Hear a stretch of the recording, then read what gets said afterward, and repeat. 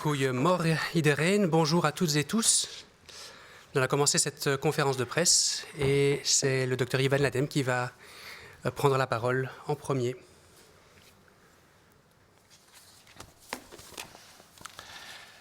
Goedendag iedereen, bonjour à toutes, bonjour à tous. Alors actuellement, les hospitalisations comme les décès continuent à diminuer. C'est effectivement un point favorable, tout spécialement si on se compare à ce qui se passe actuellement dans les pays qui nous entourent. Globalement, nous avons l'impression que les vacances de Noël ont été bien gérées par vous et que ce qui s'y est passé n'a pas, pour l'instant, prêté à problème. Si on examine les données de Google Mobilité, qui se passent en première diapositive, on peut voir ainsi que la courbe verte nous montre au-dessus que durant ces vacances de Noël, beaucoup de personnes sont restées à la maison. Globalement parlant, on se rend compte que le 31 décembre et le 1er janvier, par exemple, nous sommes restés à la maison, respectivement 21 et 28% de plus que d'habitude, c'est-à-dire les autres années. Ceci nous place par rapport aux pays voisins comme étant plus restés à la maison qu'aux Pays-Bas et en France, un peu moins que nos voisins au Royaume-Uni et en Allemagne. Globalement d'ailleurs, la mobilité était moindre pendant ces vacances de Noël qu'elle ne fut pendant les vacances de Toussaint. Le dernier week-end, très classiquement, cette mobilité a un peu augmenté, surtout le dimanche, au retour de vacances bien sûr. Après ces points favorables, un point un tout petit peu moins, c'est que le nombre d'infections ne diminue pratiquement plus, en tout cas extrêmement peu. On pourrait même avoir éventuellement une petite augmentation du nombre de cas dans les jours qui viennent. Ceci est principalement lié au fait que le nombre de tests a été fortement modifié entre une période de vacances de Noël où peu de tests relativement étaient pratiqués et maintenant au retour où plus de tests sont pratiqués et entre autres des tests sur les personnes qui reviennent justement de vacances chez les voyageurs qui sont rentrés. Il est intéressant de voir la place que les tests effectués chez les voyageurs prennent. Si on s'intéresse au total des nouvelles contaminations, 5% de ces contaminations sont actuellement dues aux voyageurs de retour de vacances. Durant la période des vacances de Noël, durant les 15 jours en question, c'était 1 à 2% et c'était moins de 1% pendant les semaines qui ont précédé ces vacances. Si on s'intéresse aux tests faits chez les voyageurs, on se rend compte que 3,7% de ces tests sont positifs, mais que le pourcentage de tests positifs varie extrêmement fort d'un pays de retour à l'autre et va de 2% dans beaucoup de pays jusqu'à plus de 12%. La pratique des tests faits chez les personnes qui ont des symptômes en Belgique actuellement montre globalement toujours le même pourcentage, aux environs de 7% de tests positifs. Nous voudrions demander à tout le monde, et on l'a déjà dit à plusieurs reprises, et c'est l'occasion de le redire, de ne pas hésiter à contacter son médecin et à faire un test aux moindres symptômes. De ne pas attendre, on l'a déjà dit aussi, qu'il y ait de la fièvre ou de forte fièvre pour le faire. Un syndrome grippal, une petite fièvre avec mal de gorge, une petite toux qui n'a pas d'autre explication allergique par exemple, doit faire penser actuellement au Covid, d'autant plus qu'actuellement, comme depuis des semaines déjà, très peu d'autres virus respiratoires circulent, pratiquement aucun virus grippal, et que donc par définition, tout symptôme des voies respiratoires, supérieures ou inférieures, doit être par principe attribué au Covid, sous réserve de démontrer par un test que ce n'est pas le cas. Faire un test, c'est vraiment la meilleure garantie pour essayer de continuer à faire diminuer la courbe. Au cours de la dernière semaine, nous avons eu en moyenne 1664 nouvelles infections. C'est donc toujours une diminution, mais qui est maintenant limitée à 2%.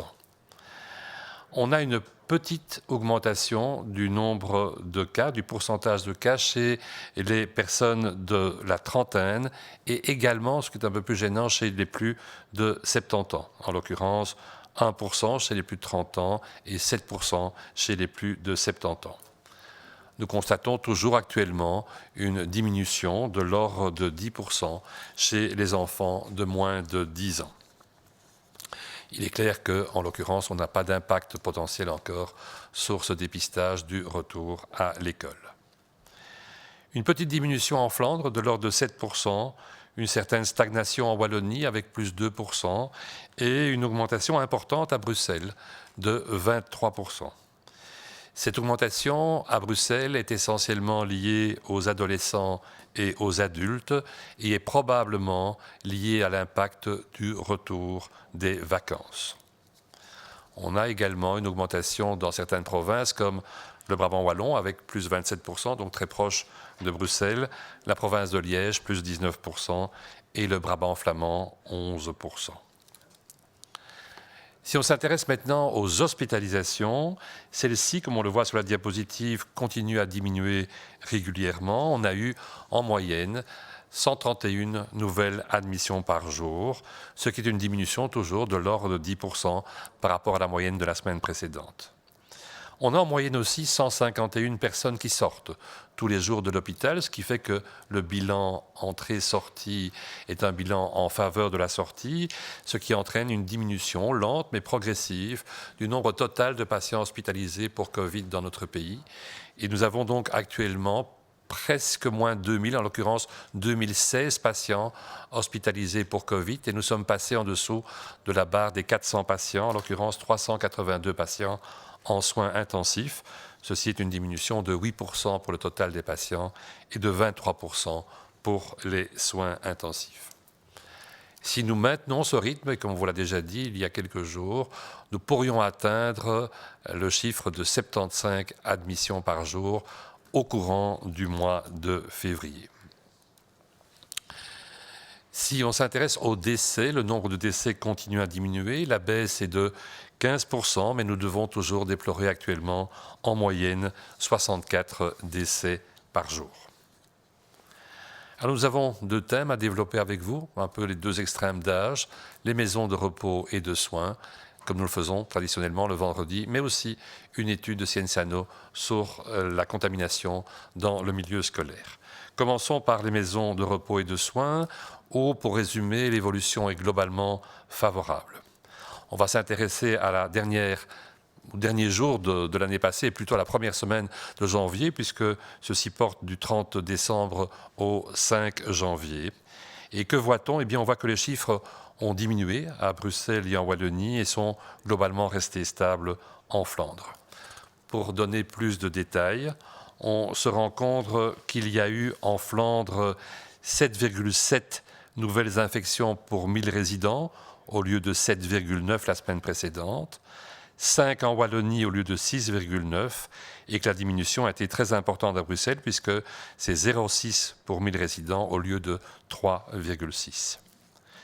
Si on s'intéresse aux maisons de repos où il y a au moins un cas de Covid-19, on en est à 20% des maisons de repos en Flandre, on en est à 17% en Wallonie et à 9% à Bruxelles. On a une diminution aussi significative au niveau des maisons de repos qui connaissent de gros clusters, donc plus de 10 cas. On a en Flandre 6% des maisons de repos qui sont dans cette situation, 3% en Wallonie, et point remarquable actuellement, il n'y a pas de situation de ce type-là dans les maisons de repos à Bruxelles. Dans ce même contexte, globalement, on constate que les décès au niveau des maisons de repos continuent également à diminuer, mais il faut quand même insister sur le fait qu'actuellement, il y a eu 11 343 résidents de maisons de repos qui sont décédés dans le cadre de la pandémie, soit 58% du total de tous les décès constatés en Belgique. Ce mois-ci, comme vous le savez, peut constituer un réel tournant pour les maisons de repos, puisque la vaccination a été entamée il y a quelques jours et va accélérer encore son rythme. On souhaite effectivement un bon travail attentif à tous ceux qui sont impliqués dans les maisons de repos dans cette vaccination, et on souhaite que l'acceptation au niveau des maisons de repos, tout spécialement chez les résidents, on espère aussi chez le personnel, continuera à être aussi importante qu'elle l'a été durant ces premiers jours de la campagne de vaccination. C'est un pas fondamental dans la lutte que nous entamons, je ne vais pas dire la lutte finale, mais c'est un peu ça, contre ce virus. Le deuxième point, comme je vous l'ai dit, est un point dans un contraste d'âge marqué, puisqu'il concerne les écoles. Cienzano publie aujourd'hui un rapport concernant la situation dans les écoles durant les 15 premières semaines après la rentrée scolaire. En l'occurrence, cela va du 1er septembre au 13 décembre, donc peu de temps avant le début des vacances de Noël. Cette analyse est basée sur deux grandes bases de données. D'une part, l'étude des contacts qui est effectuée dans les écoles par les centres CLB en Flandre et PMS dans la partie francophone du pays. Ces centres qui ont des contacts quotidiens avec les écoles, qui ont les données de contamination et qui, surtout, je dirais, effectuent le tracing, le traçage des contacts afin d'éviter la propagation au sein du milieu scolaire. Et d'autre part, la base de données centrale de Cienzano concernant les résultats des tests. Que voit-on et quelles sont les principales conclusions? Pour commencer, une conclusion très claire, c'est que les écoles suivent l'évolution de l'épidémie dans la population générale. Le nombre total de cas dans les écoles augmente après que le nombre de cas ait augmenté dans la population générale. Comme pour l'épidémie, on l'a très bien vu lors de la deuxième vague, entre autres, on constate des différences régionales, même si les mesures, bien sûr, dans les écoles sont les mêmes, quelle que soit la région du pays. La courbe du nombre de cas que vous voyez pour l'enseignement francophone suit donc un cours différent de celle qui était observée dans l'enseignement néerlandophone. Avant les vacances de Toussaint, le nombre d'infections était plus élevé dans l'enseignement francophone que l'enseignement néerlandophone. Ceci reflète simplement, et nous nous en souvenons tous, que cette deuxième vague a frappé d'abord la Wallonie et Bruxelles avant de s'étendre par la suite à la partie néerlandophone du pays. Deuxième conclusion, c'est qu'il y a une différence en fonction de l'âge. Les enfants de moins de 12 ans, comme vous le voyez sur la courbe qui vous est ici projetée, sont moins malades du virus, mais ils peuvent aussi, bien sûr, être contaminés. En décembre, on a constaté une augmentation du nombre de cas des enfants à l'école primaire, alors qu'il y avait plutôt une diminution dans les autres tranches d'âge. Vous vous rappelez probablement tous qu'il y a eu à ce moment-là des mesures qui avaient été prises dans la société, des mesures restrictives qui ont largement épargné les enfants de moins de 12 ans alors qu'elles touchaient le reste de la population. Et c'est probablement ça qui explique cette différence d'évolution entre le groupe d'âge des moins de 12 ans et le reste de la population.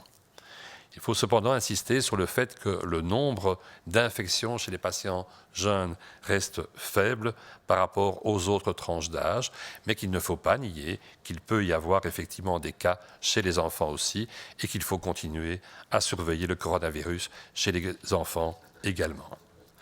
Chez les enfants plus âgés, ce ne sont plus pratiquement des enfants, ce sont même des adolescents et des jeunes adultes, puisqu'on s'intéresse aux 16-18 ans et puis aux jeunes adultes de 19 à 25 ans, souvent l'âge d'une certaine scolarité. Ils peuvent jouer certainement un rôle important et le même rôle que celui qui est joué par les adultes.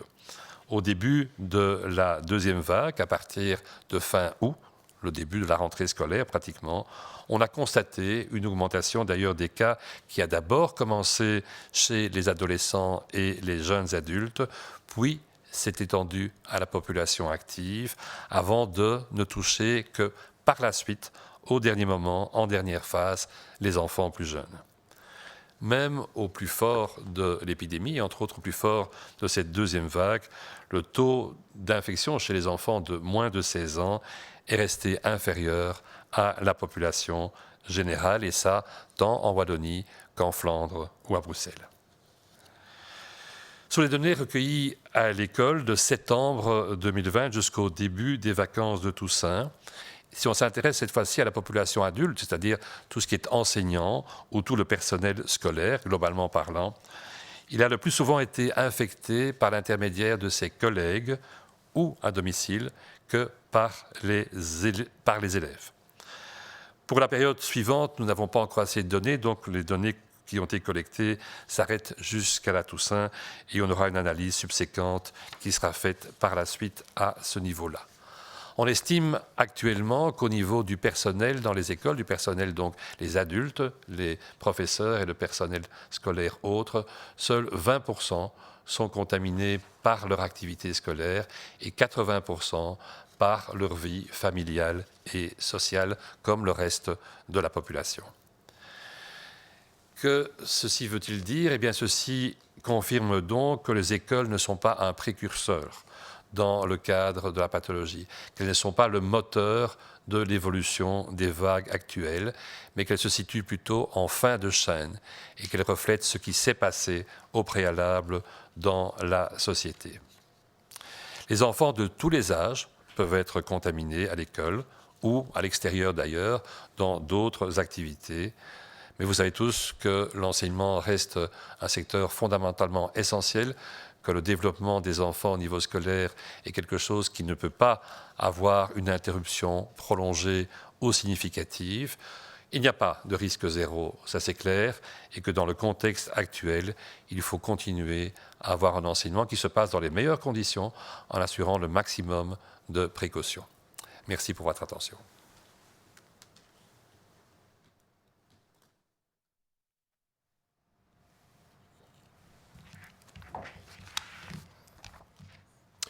Goedemorgen iedereen, bonjour tout le monde. Voorlopig blijven de ziekenhuisopnames en de overlijdens dalen. Daar mogen we, gezien de evoluties in het buitenland, zeker blij mee zijn. De kerstvakantie hebben we goed aangepakt. Uit de Google mobiliteitsdata blijkt dat velen van ons zijn thuisgebleven, zowel met kerstmis als met nieuwjaar. U kan dat hier op deze figuur zien. De groene lijn bovenaan toont het percentage van de tijd dat we extra zijn thuisgebleven bovenop een normaal jaar. Als we kijken naar Oudjaar en Nieuwjaarsdag, dan zijn we 21 en 28% meer dan normaal thuisgebleven. Dat is beter dan in Nederland en in Frankrijk, maar lichtjes minder dan in Duitsland en het Verenigd Koninkrijk. Maar in het Verenigd Koninkrijk kent men dan ook op dit moment een harde lockdown. Er was in de kerstvakantie algemeen minder mobiliteit dan tijdens de herfstvakantie. Het laatste weekend zien we echter opnieuw weer een lichte stijging van de mobiliteit, vooral op zondag. Het aantal besmettingen daalt momenteel nog nauwelijks. Mogelijk zullen we vanaf morgen opnieuw een stijging zien in het aantal besmettingen. Dit heeft onder andere te maken met het testbeleid. We weten dat tijdens de kerstvakantie mensen minder geneigd zijn om zich te laten testen bij klachten, zeker bij milde symptomen. En het aantal besmettingen wordt nu ook nog eens beïnvloed door het massaal testen bij terugkerende reizigers. 5% van alle vastgestelde besmettingen is momenteel te wijten aan terugkerende reizigers. Tijdens de kerstvakantie was dat nog een stuk minder, 1-2%, en voor de kerstvakantie minder dan 1%. Gemiddeld 3,7% van de terugkerende reizigers test positief.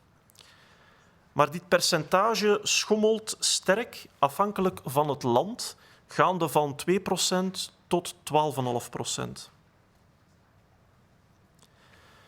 Het aantal positieve testen bij mensen met symptomen blijft voorlopig nog stabiel. We willen bij deze nog eens een oproep doen om u zo snel mogelijk te laten testen bij verkoudheidsklachten of een grieperig gevoel. Wacht zeker niet op koorts, die komt vaak nooit. Er zijn momenteel nog steeds nauwelijks andere ademhalingsvirussen in circulatie, buiten het coronavirus. Ga er dus steeds van uit dat die verkoudheidsklachten of die griepklachten veroorzaakt worden door het coronavirus, tenzij een test anders aangeeft. Een test nu is de beste garantie op een lagere curve later. In het wekelijkse COVID-rapport en het wekelijkse bulletin voor luchtweginfecties vindt u trouwens meer cijfers en grafieken in verband met deze evoluties. De afgelopen week werden er gemiddeld 1664 nieuwe besmettingen per dag vastgesteld. Dat is nog een heel bescheiden daling van 2% in vergelijking met de week ervoor. Bij dertigers en 70-plussers zien we echter al een lichte toename van het aantal besmettingen met plus 1% en plus 7%. Bij de kinderen onder de 10 jaar zien we momenteel nog steeds de grootste daling, namelijk min 10%. Als er nog een daling is, dan zien we die momenteel vooral in Vlaanderen met min 7%. Maar in Brussel zien we daarentegen een opvallende toename van het aantal vastgestelde besmettingen met plus 23%. In Wallonië is er een lichte toename van plus 2%. Wanneer we kijken naar Brussel, zien we dat die toename zich vooral voordoet bij adolescenten en volwassenen. En dit is heel waarschijnlijk te wijten aan de terugkeer van reizigers op het einde van de kerstvakantie, die ook massaal getest werden. Verder zien we ook toenames in Waals-Brabant met plus 27%, Luik plus 19% en Vlaams-Brabant plus 11%. De nieuwe ziekenhuisopnames blijven nog steeds gestaag dalen en dat is goed nieuws. Verleden week waren er gemiddeld 131 nieuwe ziekenhuisopnames per dag. Dat is 10% lager dan de week ervoor. Gemiddeld mochten ook 151 mensen het ziekenhuis verlaten per dag.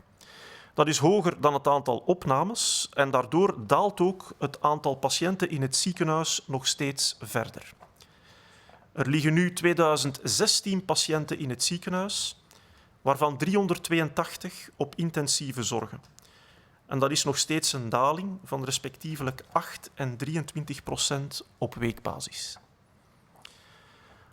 Als we deze daling kunnen aanhouden, dan blijven we op weg om in de loop van februari onder de 75 ziekenhuisopnames per dag uit te komen. Opgelet wel, want in Brussel en Namen zien we lichte toenames van de ziekenhuisopnames. Tot slotte de overlijdens, die dalen gelukkig ook verder. Er vielen de afgelopen week elke dag 64 overlijdens per dag te betreuren en dat is 15% lager dan de week ervoor. Zoals steeds geven we op vrijdag nog een update rond de situatie in de woonzorgcentra.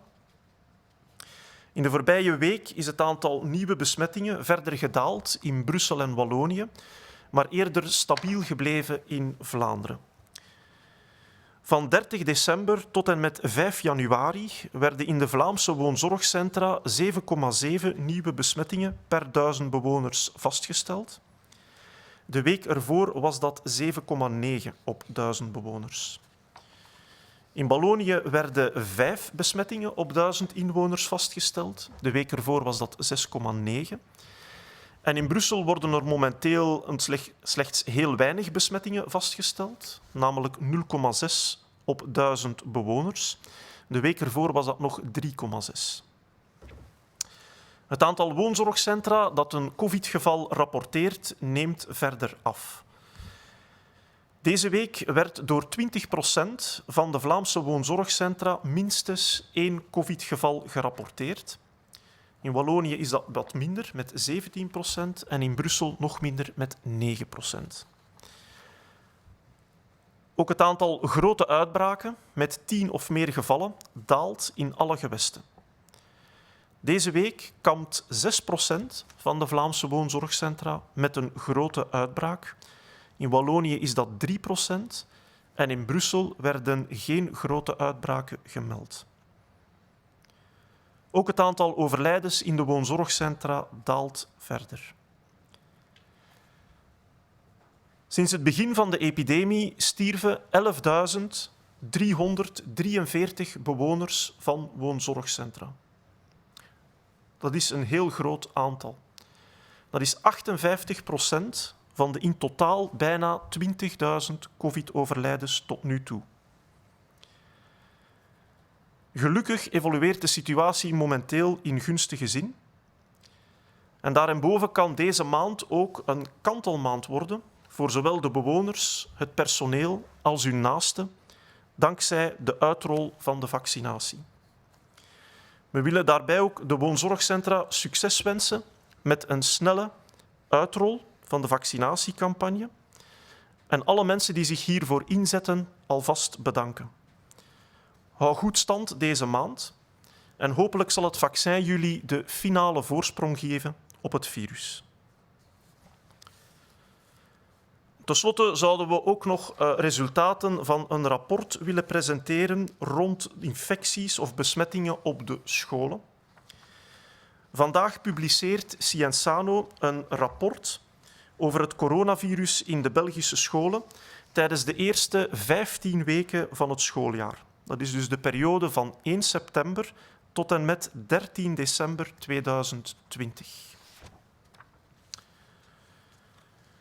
De gegevens uit dat rapport zijn gebaseerd op het contactonderzoek dat in de scholen wordt uitgevoerd door het CLB in Vlaanderen en PSE-PMS in het Franstalig onderwijs.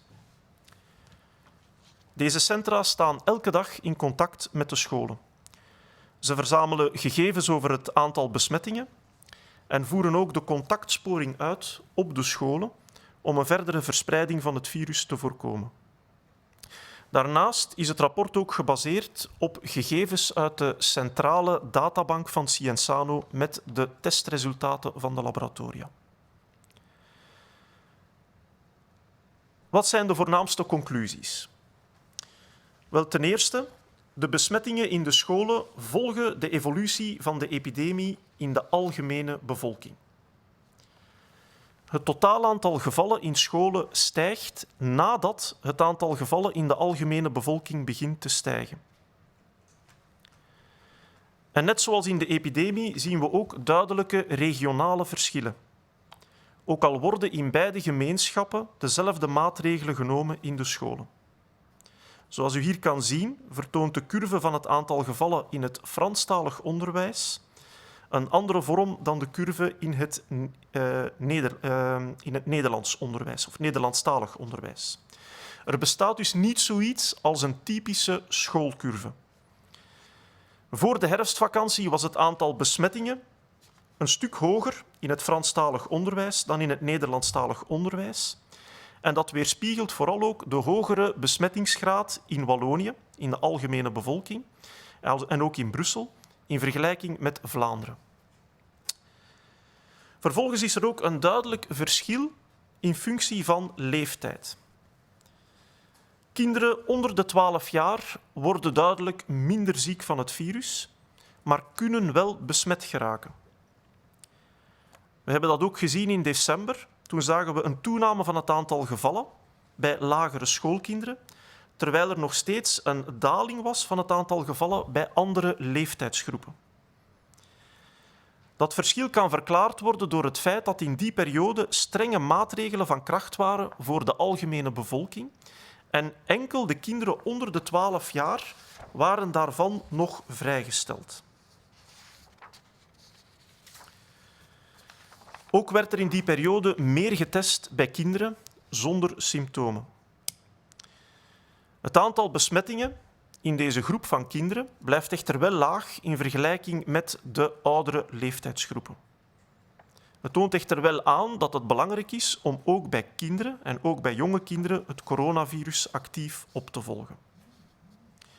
Er is een groot verschil met de oudere tieners, de jongeren van 16 tot 18 jaar, en de jongvolwassenen van 19 tot 25 jaar.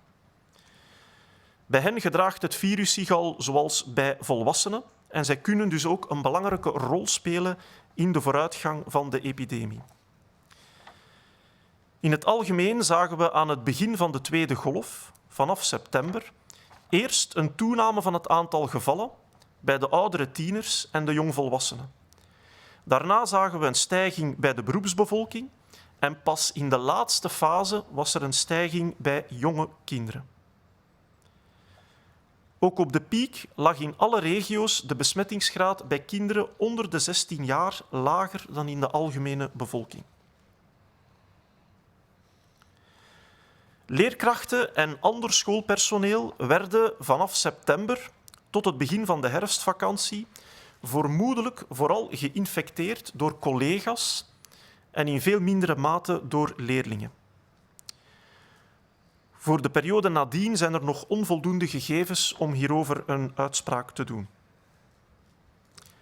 Uit de gegevens blijkt verder ook dat minder dan 1 op 5 van de gerapporteerde besmettingen bij leerlingen en bij personeel waarschijnlijk op school plaatsvond. Het merendeel van de besmettingen vinden dus plaats buitenschool, in het gezin of bij buitenschoolse activiteiten.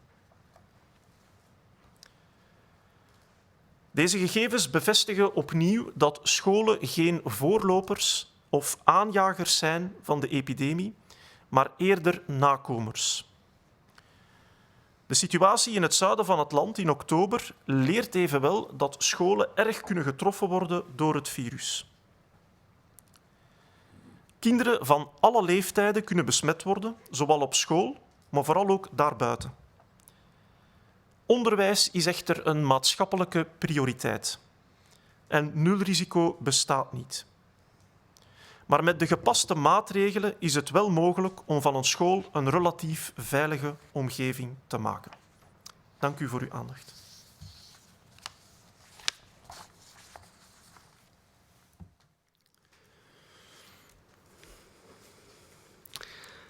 Comme nous l'avons constaté ces derniers mois, nous avons affaire à un virus très persistant, un virus qui peut profiter de chaque opportunité que nous lui offrons pour se propager.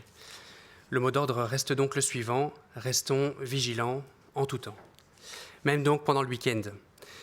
Pendant le week-end, la tentation peut être plus grande d'appliquer ou d'interpréter les précautions un peu moins strictement, c'est humain, mais nous ne pouvons vraiment pas nous le permettre.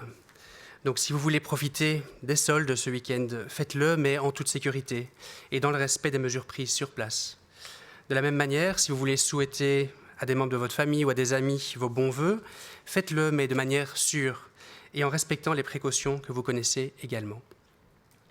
Continuons à éviter les endroits trop fréquentés, car il est difficile d'y respecter les distances entre nous. C'est dans cette optique, et parce que le fait que nous soyons trop nombreux à vouloir nous y rendre entraîne aussi des conséquences en termes de sécurité routière, que le parc naturel des Hauts-de-Fagne sera à nouveau inaccessible ce week-end par décision des autorités locales. Si vous avez prévu de vous promener demain ou dimanche, les alternatives moins fréquentées ne manquent heureusement pas, même pour une balade sous la neige. Voilà pour le petit rappel de ces mesures, contraignantes, il est vrai, pour nous tous, mais nécessaires encore à l'heure actuelle. Une pensée aujourd'hui pour les jeunes, les étudiants. Les précautions sanitaires induites par la présence du virus dans notre société bouleversent aussi leur vie, bien sûr au niveau de l'école, quel que soit leur âge, mais ils sont aussi confrontés à ces mesures dans des activités qui nous semblent évidentes pour eux, mais qui ne sont soudainement plus possibles. Certaines activités dans le cadre du sport, dans le cadre des mouvements de jeunesse, simplement se faire des accolades avant d'aller au cours, des soirées d'anniversaire ou pour les plus âgés, boire un verre ou se réunir le soir chez l'un ou l'autre. Tout cela fait habituellement partie intégrante de la vie, de leur vie, mais tout est un peu en suspens en ce moment. Et ils le font par solidarité pour les plus âgés, pour le personnel soignant, donc merci vraiment pour cela. Leur souhaiter aussi pour les concernés beaucoup de succès pour les examens qui se passent dans des circonstances pas faciles, que ce soit des examens en présentiel ou faits à distance. Voilà, je voulais encore vous souhaiter un bon week-end.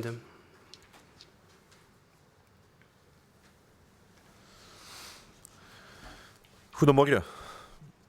Zoals we de afgelopen maanden allemaal hebben ondervonden, hebben we te maken met een zeer hardnekkig virus. Een virus dat van elke gelegenheid gebruik maakt om opnieuw hard toe te slaan. Het codewoord is en blijft dan ook waakzaamheid. Ook tijdens het weekend. In het weekend is er misschien wat meer verleiding om de voorzorgsmaatregelen iets losser te interpreteren of minder strikt toe te passen. Dat is menselijk, maar we kunnen het ons jammer genoeg niet permitteren in de huidige omstandigheden. Als u dit weekend wilt profiteren van de koopjesperiode, doe dit dan op een veilige manier en met respect voor de gekende maatregelen. Wil je vrienden of familie uitnodigen om nog een gelukkig nieuwjaar te wensen, doe dit dan ook met respect voor de regels wat betreft de sociale contacten. Vermijd ook ten alle tijde drukke plaatsen waar de social distancing niet kan gerespecteerd worden. In die optiek hebben de lokale overheden in de Hoge Venen ook beslist om de toegangswegen ook dit weekend te sluiten. Op deze manier worden samenscholingen vermeden.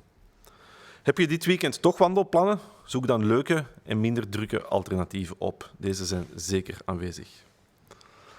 Deze maatregelen zijn zwaar voor iedereen en beginnen mentaal te wegen op ieder van ons. Maar we willen vandaag toch in het bijzonder de studenten een hart onder de riem steken. Door de maatregelen wordt het leven van de jongeren al maanden volledig verstoord. Evidente dingen zijn plots niet meer mogelijk. Op café gaan, een kotfeestje, jeugdbewegingen, rondhangen met vrienden, festivals, cultuur. Het maakt allemaal deel uit van jong zijn. Maar het staat nu momenteel allemaal on hold. Ook het lesgeven en volgen verloopt al maanden anders. Minder leuk. Maar toch wensen we alle studenten veel succes met hun examens. En weet dat het allemaal goed komt. En dan bedoel ik voor alle duidelijkheid de pandemie. Voor de goede afloop van de examens zullen de studenten zelf moeten zorgen. In ieder geval een prettig en veilig weekend. Kunnen we nu overgaan naar de vragen van de journalisten? Wat vindt u van het bijna verbod op sporten voor plus 12-jarigen gedurende zo'n lange tijd? Vreest u niet dat de gezondheid van veel mensen daardoor achteruit gaat en dat ze vatbaarder worden voor ziektes? Wel, sporten is heel belangrijk. Ik zou zeggen, bewegen is heel belangrijk. En sport en bewegen is natuurlijk niet verboden. Integendeel, we raden dat heel sterk aan. Niet alleen in covid-tijden, maar ook daarbuiten. Het is wel zo dat sporten in clubverband en in groepsverband en indoor sporten, dat heel veel van die zaken momenteel niet kunnen.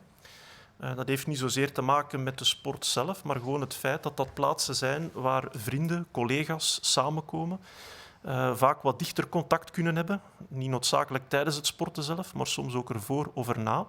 En dat we ook gezien hebben in de vroegere periode dat daar heel wat besmettingen hebben plaatsgevonden. Dus dat is jammer genoeg een onderdeel van een semi-lockdown, dat je dat soort activiteiten tijdelijk stil moet leggen. We willen echter wel erop drukken dat het nog steeds mogelijk is en sterk aan te raden is om regelmatig en veel te bewegen. We kunnen buiten sporten met maximum 4 personen en mits we afstand houden. Mensen kunnen activiteiten beoefenen zoals wandelen, joggen, fietsen, online dansen, noem maar op. Er zijn heel veel mogelijke alternatieven en we raden dat natuurlijk heel sterk aan.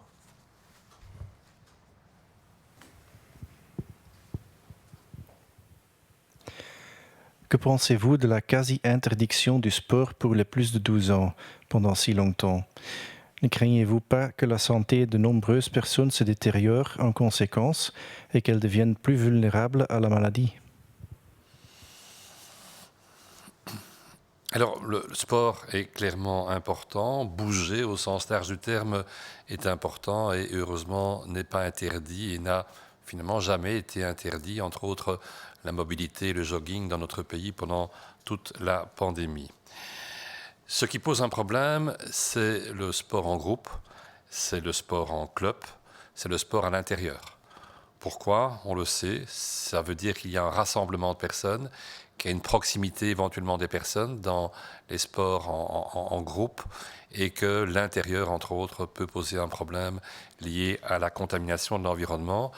La proximité n'étant pas forcément d'ailleurs seulement présente durant le sport, mais aussi durant les activités qui l'entourent, que ce soit aller vers le sport ou sur les activités qui peuvent être liées à la présence après le sport ensemble. Et donc, dans les circonstances actuelles de confinement, ne fût-ce que partiel tel que nous connaissons, diminuer les proximités de gens, les rassemblements de gens reste importante pour diminuer globalement les risques de contamination et donc malheureusement doivent être appliqués non seulement à d'autres activités sociales, le cinéma, etc., mais aussi au sport. Alors, rien n'interdit, comme on a dit par ailleurs, de pratiquer des sports individuels. Il y en a de nombreux. On peut aller à la piscine, on peut faire du vélo, on peut marcher. Ça ne coûte rien, va-t-on dire, et c'est très bon pour la santé. Et je pense qu'effectivement, il faut renforcer cette notion qu'il faut continuer à bouger, ne pas rester devant son écran, mais faire autre chose à l'extérieur et ainsi avoir une certaine activité physique. Je pense qu'il ne faut pas avoir d'inquiétude quant à l'impact sur la santé de l'interdiction transitoire par période d'activités sportives plus intenses. Ce ne serait le cas que si ceci devait se prolonger et les perspectives 2021 vont quand même plutôt dans un sens plus favorable. Est-ce qu'on retire systématiquement 6 doses d'un flacon de vaccin avec les seringues actuelles? Ces seringues sont-elles utilisées dans tout le pays et les doses supplémentaires sont-elles prises en compte dans la planification de la vaccination?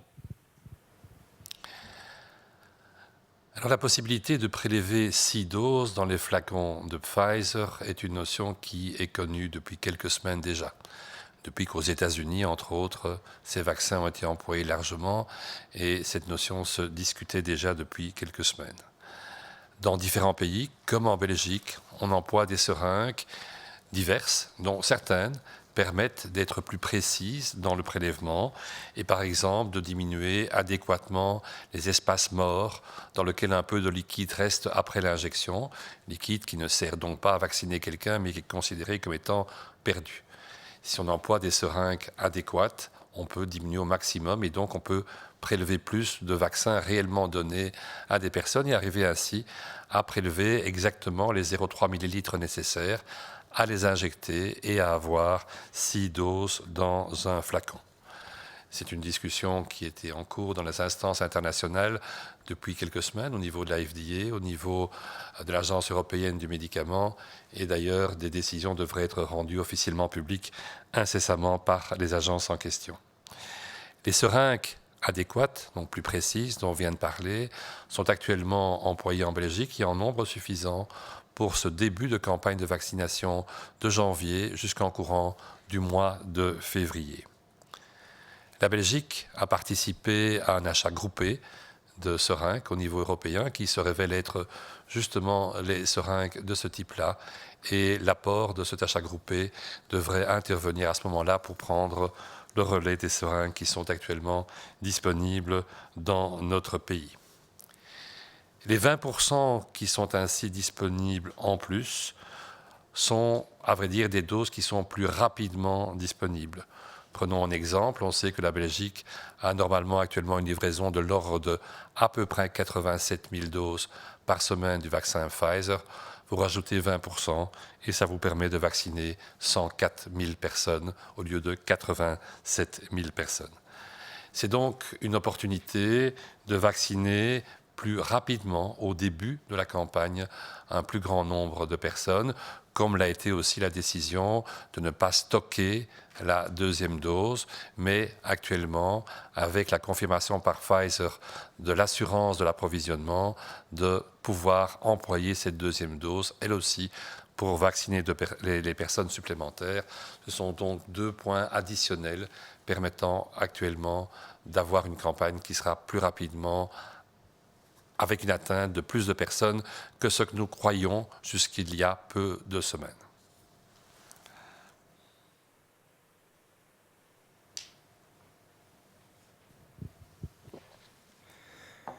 Worden er op dit moment systematisch 6 dosissen uit een flesje vaccin gehaald met die nauwkeurige spuiten?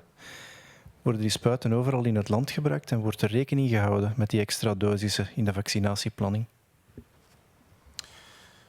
Wel, initieel was een flacon van het Pfizer-vaccin voorzien voor 5 dosissen.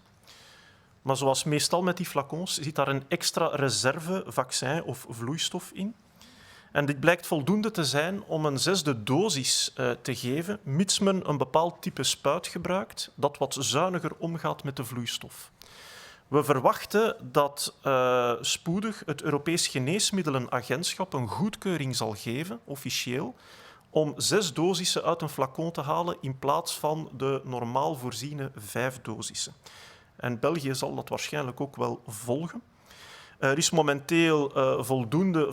momenteel voldoende van die spuiten aanwezig in België om de periode januari-februari mee te coveren. Er is ook een Europese bestelling lopende om bijkomend spuiten te bestellen en te reserveren. En dit is natuurlijk goed nieuws voor wat betreft de vaccinatiecampagne, want dat betekent dat we met 1 flacon in plaats van 5 mensen, 6 mensen kunnen vaccineren. Dat zijn er op slag 20% meer. Dat betekent dat we in de komende weken meer mensen dan voorzien het Pfizer-vaccin kunnen toedienen. Goed, dat waren alle vragen voor vandaag. Dan wens ik jullie een prettig weekend. De volgende persconferentie zal plaatsvinden volgende week dinsdag om 11 uur. Donc le prochaine conférence de presse aura lieu le mardi à 11 heures. Merci et bon week-end.